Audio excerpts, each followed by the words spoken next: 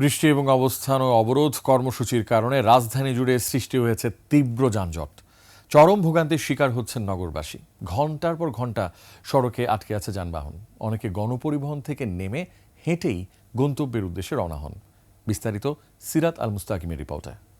এখন যে কোনো ব্র্যান্ডের পুরাতন এসি বদলে নতুন ওয়ালটন এসিতে উপভোগ করুন 25% ছাড়। পাখির চোখে দেখা ঢাকা,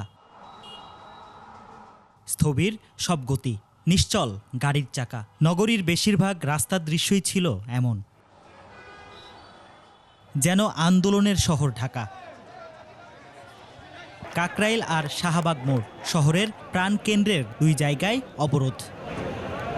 5 তারিখের পরে বিভিন্ন দাবিতে ভিন্ন ভিন্ন ব্যানারে বিভিন্ন গুরুত্বপূর্ণ সড়ক অবরোধ করে চলছে আন্দোলন। আন্দোলনকারীরা তাদের দাবি আদায়ে অনড়, ছাড়ছেন না রাস্তা।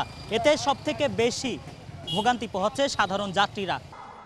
সকাল থেকেই শুরু হয় বৃষ্টি। বৈরী আবহাওয়া উপেক্ষা করেই রাজপথে অবস্থান নেন বিক্ষোভকারীরা।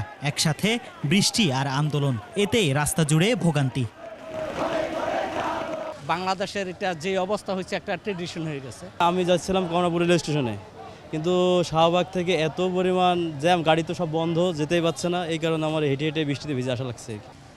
এই ভোগান্তিতে পড়তে হয় নগরীর বিভিন্ন হাসপাতালের রোগীদেরও।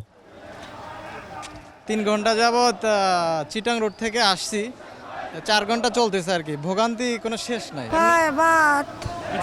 হেঁটে আসতে কষ্ট কেমন হচ্ছে? অনেক কষ্ট, অনেক কষ্ট, অনেক কষ্ট।